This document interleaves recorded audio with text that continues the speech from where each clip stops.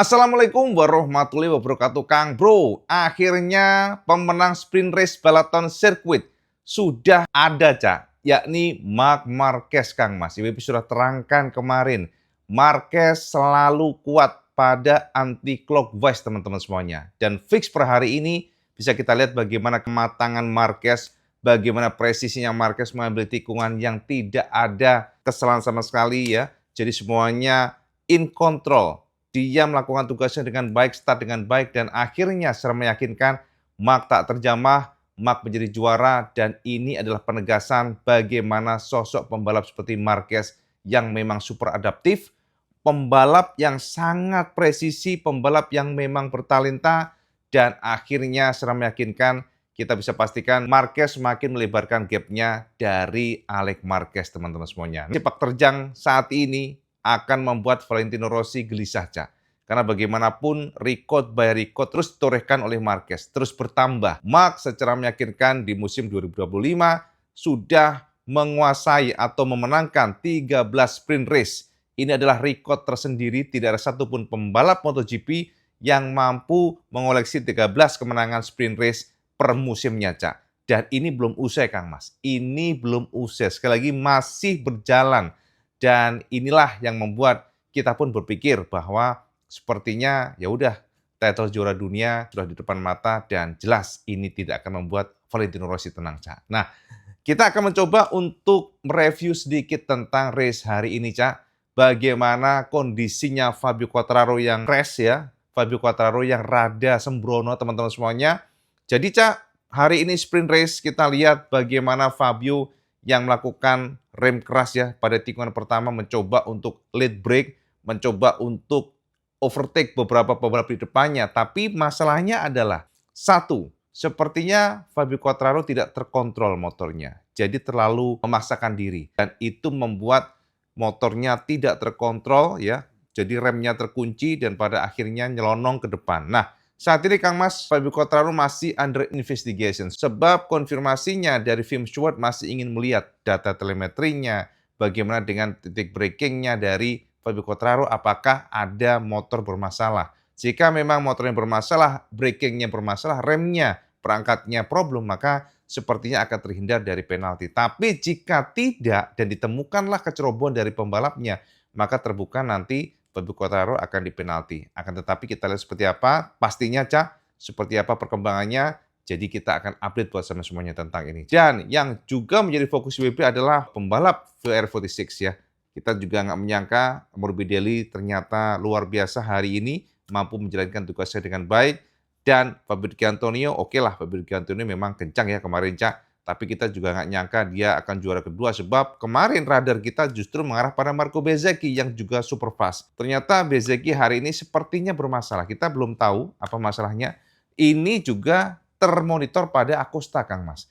Acosta juga kita nggak tahu ya apakah memang Acosta ini bermasalah pada motornya atau Acostanya yang pecicilan, Cak. Sebab kita lihat bagaimana dia nge-push banget, dia tidak bisa mengontrol pada saat pingin overtake terlalu over, dan akhirnya bikin kesalahan berkali-kali. Nah, sementara bagaimana dengan Pecco Bagnaia? Nah, teman-teman, untuk membahas Pecco dan lain sebagainya, kita akan bedah dulu mengenai datanya. Biar sampai tercerahkan seperti apa sirkuit Balaton race sprint yang dimenangkan Marquez, dan apakah betul Marc pantas juara, tentu data akan berbicara, dan juga termasuk klasemen sementara title juara dunia ternyata Marquez semakin jauh dan menjauh, bahkan sekarang per hari ini, per sekarang ini, poinnya sudah semakin meninggalkan Pecco yang terpaut 200-an angka ya, ini luar biasa.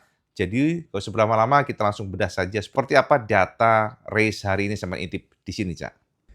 Kang Bro, inilah hasil sprint race di Balaton Hungaria Circuit yang mana bisa kita pastikan bahwa Marc Marquez memang luar biasa.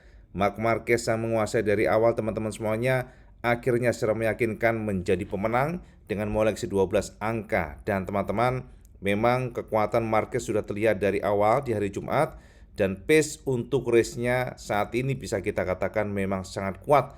Dan dari simulasi sebenarnya, Cak, kemarin kita ngelihat yang menjadi lawan terberat bagi Marquez adalah Pedro Acosta, tapi hari ini sepertinya Acosta memang berantakan, Kang Mas. Nah, teman-teman, Marc Marquez menjadi juara dengan angka poinnya 12 ya, mengoleksinya, dan kita nggak juga menyangka Fabio Di Giannantonio ternyata juga luar biasa hari ini. Berdasarkan beberapa insiden di awal, ternyata Fabio juga selamat Cak, lucky ya, jadi kita katakan beruntung sebab Fabio Quartararo yang awalnya memang kita lihat cukup sembrono Kang Mas dan menghantam Enea Bastian ini hampir saja mengenai Marquez juga, dan ternyata Fabio Di Giannantonio mampu memaintain speednya dan akhirnya finish di posisi kedua dengan gap mencapai 2 detik dibandingkan dengan Marc Marquez. Kemudian ketiga Cak, Morbidelli ini termasuk salah satu pembalap lolos dari radar. Kita melihat Morbidelli ini awalnya kita pikir tidak akan sekencang hari ini. Ini membuktikan bahwa sepertinya tim VR46 mampu melakukan tugasnya. Mereka melakukan settingan-settingan yang tepat buat pembalapnya, dan terbukti dua pembalap VR46 ini mampu mengisi podium 2 dan 3. Nah kemudian Cak, keempat ini Cak yang lebih surprise lagi, Luca Marini Kang Mas. Hari ini Luca mampu menjalankan tugasnya dan finish di posisi keempat, bahkan Fermin Aldeguer gagal untuk mencoba mendongkel posisinya, dan Fermin Aldeguer harus pos di posisi kelima di belakang Luca Marini. Dan teman-teman, Luca hari ini finish keempat dengan gap hanya 4,8 detik dari Marquez. Ini luar biasa. Apa alasannya kita akan bahas nanti. Nah, keenam adalah Joan Mir, membuktikan bahwa tim HRC hari ini memang memiliki sesuatu Cak. Nah, ketujuh adalah Marco Bezzecchi yang akhirnya gagal mencoba menyalip Joan Mir walaupun sudah mepet sekali. Dan kemudian 8 Alex Marquez yang awalnya juga kita katakan cukup kesulitan, tapi hari ini maksimal yang bisa diraih oleh Alex di posisi ke-8, not bad.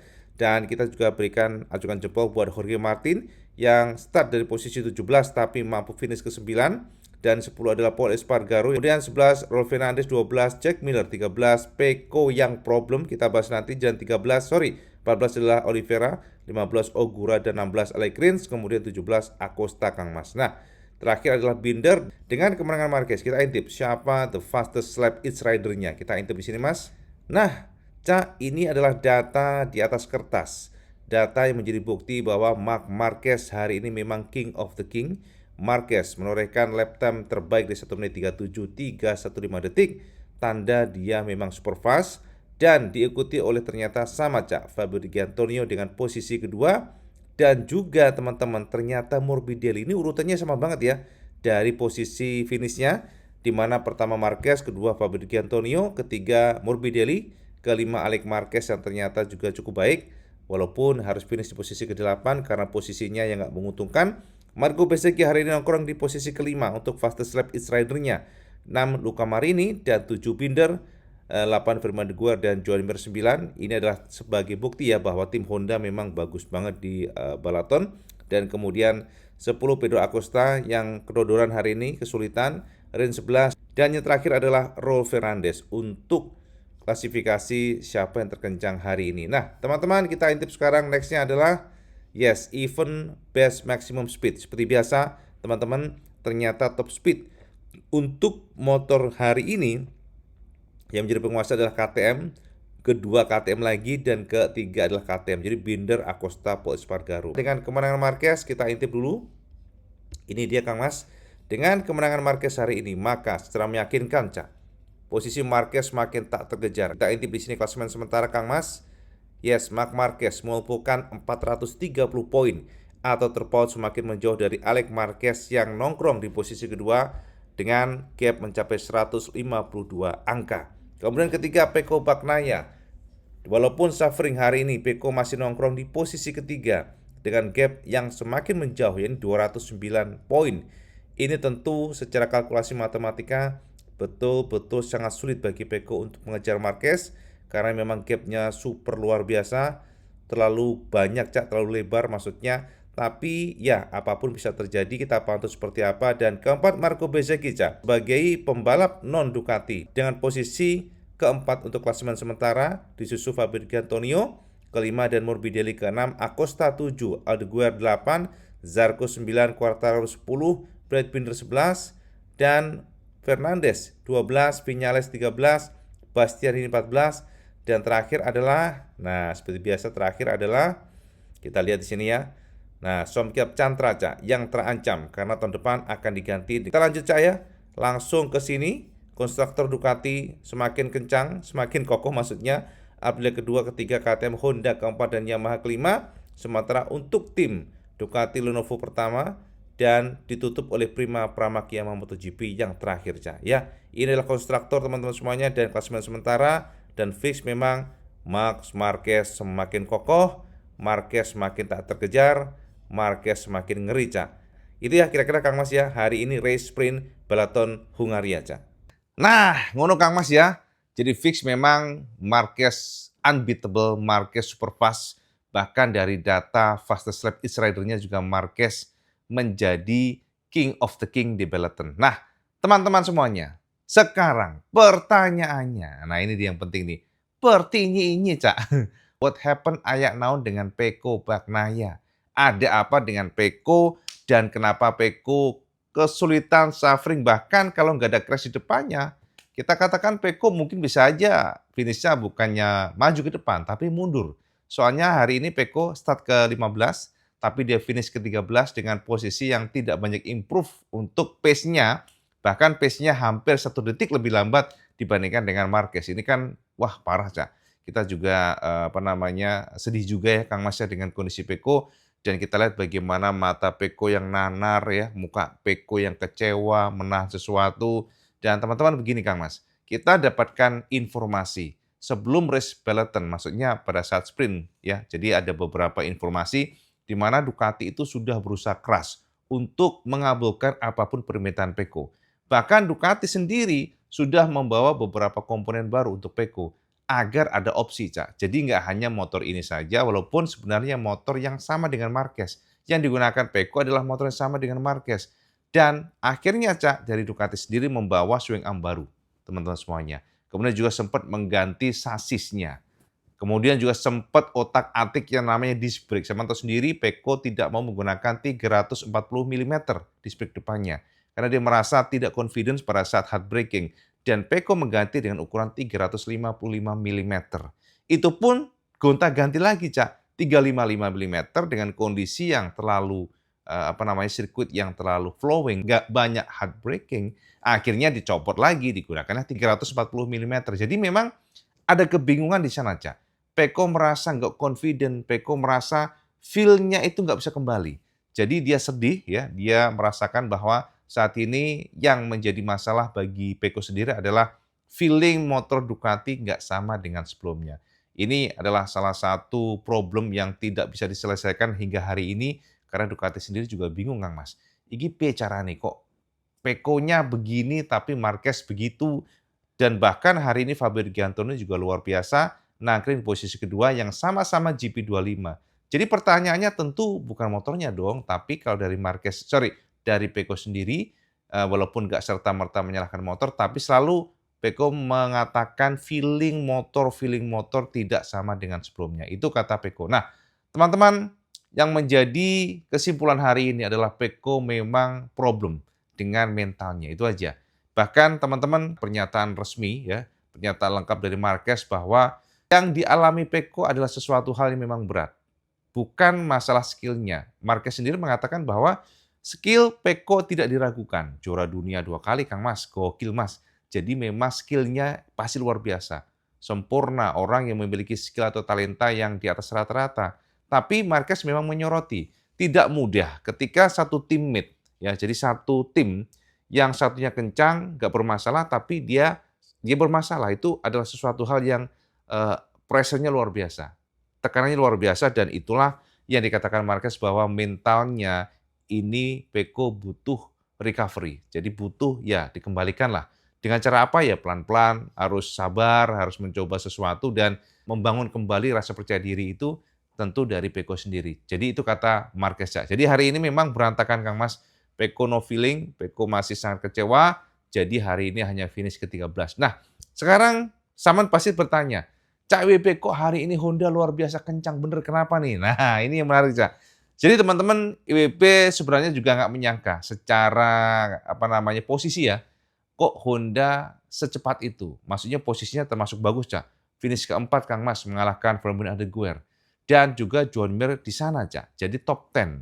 Artinya memang Honda improve-nya banyak nih di Balaton. Nah, gini Kang Mas, Kalau dari analisa dan juga perbincangan kita dengan beberapa ahli teknis ya teman-teman semuanya, ini tidak terlepas dari karakter sirkuit Balaton yang memang tidak banyak hard braking. Hanya ada 2 titik hard braking ya, pengereman keras dan juga, nah ini dia yang penting Cak, dan juga straight-nya atau lurusnya itu pendek Mas.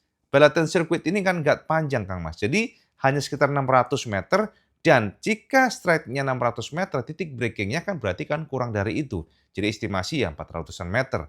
Jadi ini sangat pendek, itu artinya Kang Mas, motor dengan power yang less power diuntungkan dengan kondisi tersebut. Motor dengan traksi yang kurang pada saat keluar tikungan juga diuntungkan dengan kondisi tersebut. Artinya saat ini kita lihat bahwa Honda secara sirkuit Balaton cocok buat RCV. Memang flowing ya, jadi banting kiri, banting kanan. Kemudian di sini Kang Mas ada siken yang sangat tricky sekali, siken yang sempit sekali.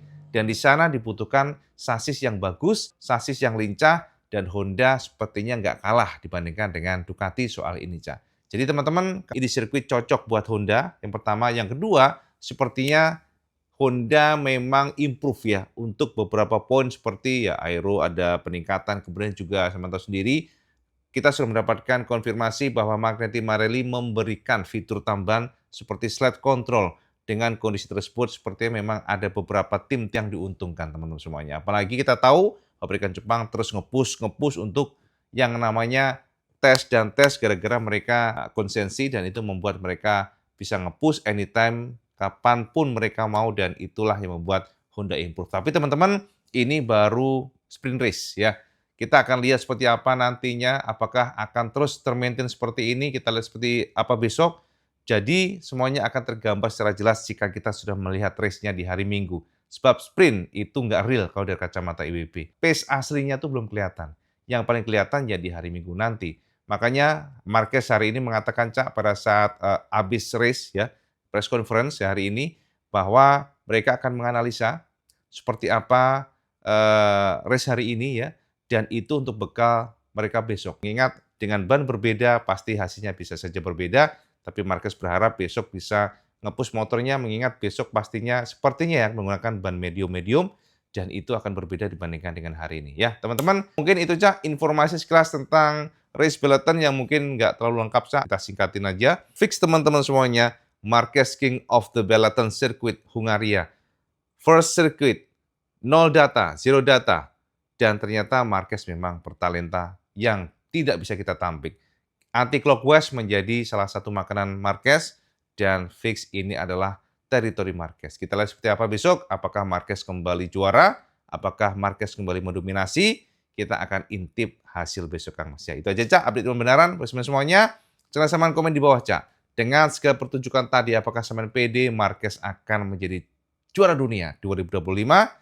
Dan apakah sampean juga yakin bahwa Marquez akan menang besok? Sampean komen di bawah. Seperti biasa kalau sampean suka video ini, sampean like, share, dan subscribe. Ojo lali Kang Mas, sampean sholat 5 waktu karena itu yang paling penting. Assalamualaikum warahmatullahi wabarakatuh. Selamat sekandus.